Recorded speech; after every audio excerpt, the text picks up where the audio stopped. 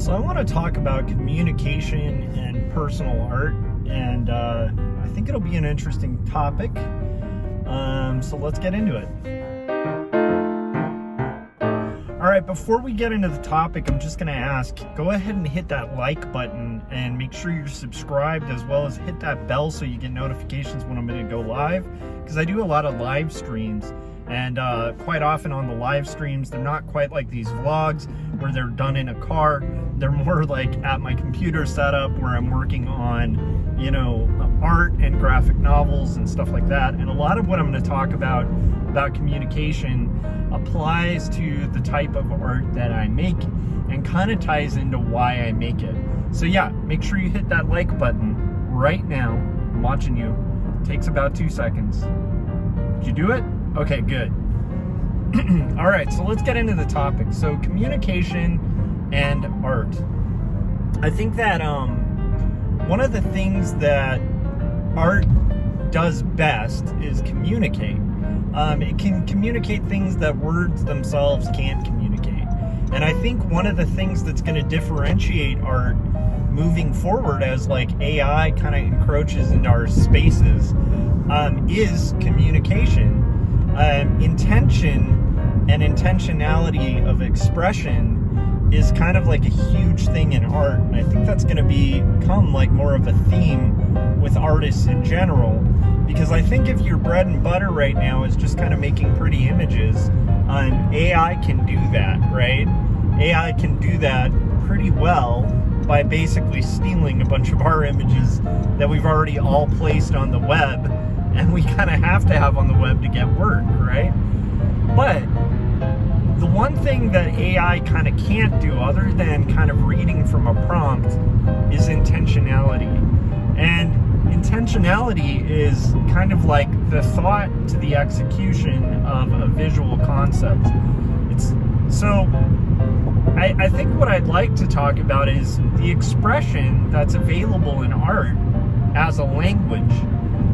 The language of art can really touch on some beautiful things. One of the things I love about graphic novels and comic books is they're a form of storytelling that not only uses language, like literal language, but it can use like icons or infographics or things like that to communicate deeper ideas that the text itself can't communicate. It's part of why action comics are so popular, as much as it chagrins me, because again, I'm not the biggest fan of making superhero comics, but I'm not against superhero comics, and I kind of get why they're a thing. Because the thing about action comics is you get to see the action. You don't just hear it described, you get to kind of see it. But it's interactive in a way that an action movie isn't, where you can kind of play it out and you have full control over the time. Well, not entire control, but you have more control than you would in a film, but less control than you would in your imagination just reading text.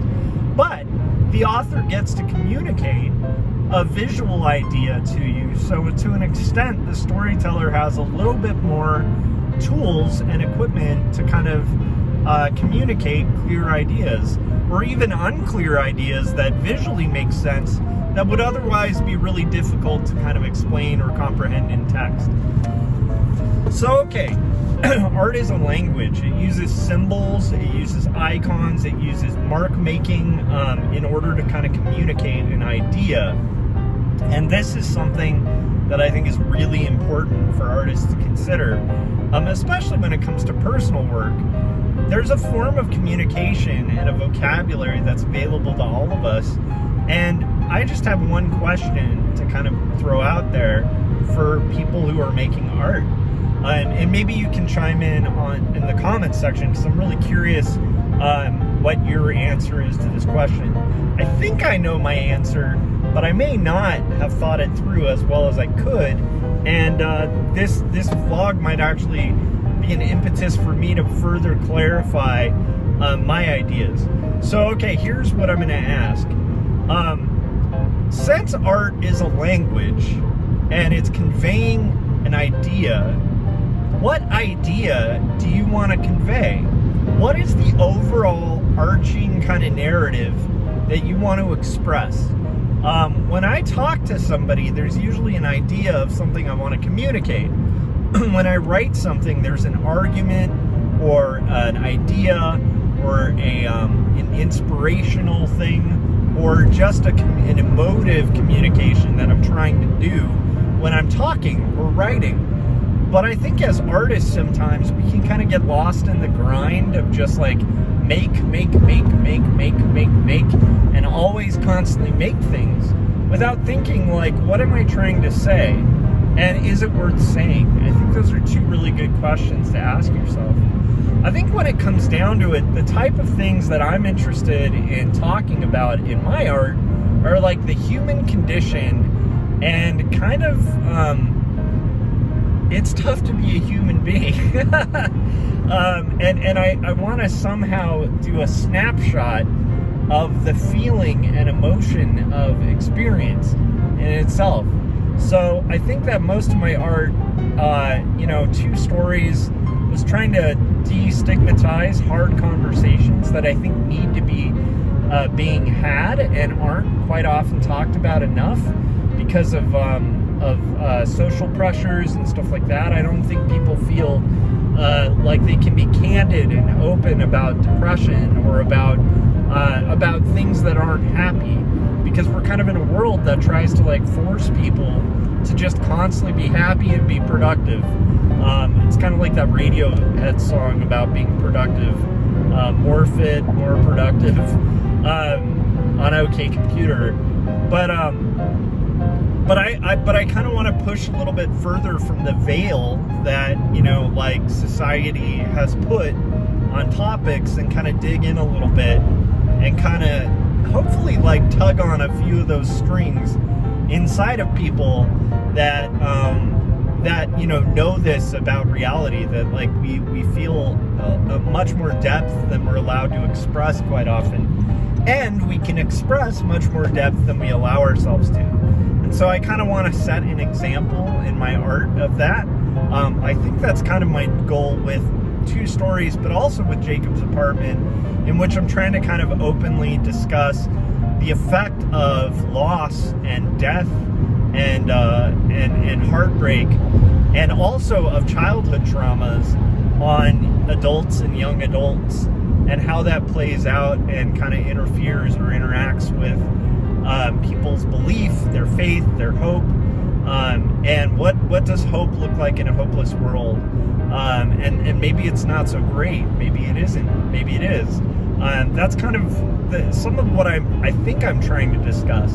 But I'm realizing, and even answering my own question, that this is something that I should probably think about a little more deeply. I think what appealed to me about Not Death But Love, the strange supernatural story of Elizabeth Barrett Browning, which is the graphic novel I'm currently working on, is it is more of an expression of mystery and joy and discovery, as well as suspense. And I believe it is saying something deeper about the human condition, and also about loss, and about sort of coming to terms with the loss of a loved one, which does tie in thematically to some of the work I've done. But it is a little more joyful and pleasant than my other work. And so it's kind of been a pleasure to kind of step outside of my comfort zone and dive into that. But I do think as visual communicators, we should sometimes stop to think, am I communicating something of value? Whether it's like a joyful thing or not, am I communicating something of value? And if you're not, it might be worth kind of reconsidering, because the great history of art you're a part of. We're all kind of a part of that great grand history of art, and I don't think we should forget that. I don't think we should walk around being cocky, pretending we're like artists and wearing berets and snapping our fingers at like beat poetry sessions or anything. But at the same time, there is a little bit of that in art. There is an idea that we are the commentators of things. Like, we're observers. We're like visual scientists. observing and recording and documenting things about this whole weird journey of existence in general. And I think there's so much on our palette. There's so many words, visual words that we can use that we may kind of forget because we get stuck kind of communicating using the same 4 words or whatever. But again, as the inception of AI comes into play, I think that we're going to find that a lot of that like 4-word stuff can probably be automated. You know, even like fan art, to be fair, is probably going to get to a point where it can more effectively be automated. Things where people are buying something not for the style, but because it's a property that already exists. I think that those kind of things are going to be really hard to kind of justify as this kind of encroaches on our art space. Now, I'm not saying I'm a fan of that. I'm just like pointing out that I think that might be a reality of where we're kind of heading. And as we're heading into this, I think considering, you know, what kind of stories are we trying to tell? Because at the end of the day, that's what we're doing. We're telling stories, whether we're doing single illustrations or, you know, we're doing epic adventures, or we're doing slice of life, or we're doing horror or anything like that. We're kind of telling something. And when you're speaking, you want to say something. And I think like just thinking about our intention a little more is going to just vastly improve our art. And it'll give us, I hope, an advantage as we move into the future as artists. So yeah, so let me know in the comments section what you guys are doing. What kind of visual story or sentence or message are you trying to convey? What do you hope people get out of your work? And, you know, a surface level answer could be enjoyment. I think anybody could say that about any piece of work. I'd encourage you to dig a little deeper. Is there something more than just enjoyment that you want to get out of people? Is there something more than just kind of helping people pass the time? Which, by the way, is a fine answer. But I feel like we can go a little deeper with it and improve our art and enrich ourselves by thinking a little more about what we're trying to communicate, and then looking at our path in art and going, am I communicating that? Or at least attempting to. Am I trying to kind of join in the grand narrative of art? So yeah, that's kind of it for the day. I hope this topic didn't seem too pretentious. It was just a thought I was thinking about on the way to where I work as a full-time art director. If you'd like to check out the art that I've done, or the graphic novels that I've done, 2 Stories, which is the one I referred to before, that tries to destigmatize hard conversations about mental health.